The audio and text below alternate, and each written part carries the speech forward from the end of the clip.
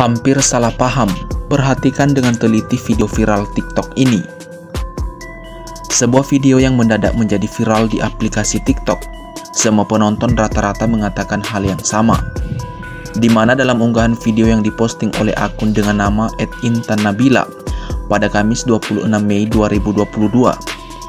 Video itu berhasil FYP hingga menjadi viral dengan menghasilkan 10 juta tayangan kurang dari 24 jam sejak dipublish oleh akun tersebut. Bahkan terlihat di ruang komentar banyak netizen saling memberi berbagai tanggapan yang mencapai hingga 6 ribuan komentar.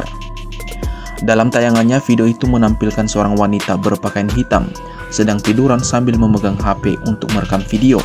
Lalu seorang wanita lagi nampak sedang mengenakan mukena menyenderkan kepalanya di lengan wanita baju hitam tadi. Nah, disinilah yang hampir membuat salah paham para warganet, karena wanita yang mengenakan mukena itu hanya menampilkan kening saja, sedangkan badannya tidak.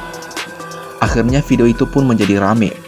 Maaf, coba diteliti lagi, yang komen, kalau nggak salah itu juga orang yang di depan cewek, itu lagi pakai mukena, tulis salah satu warganet di ruang komentar postingan video itu.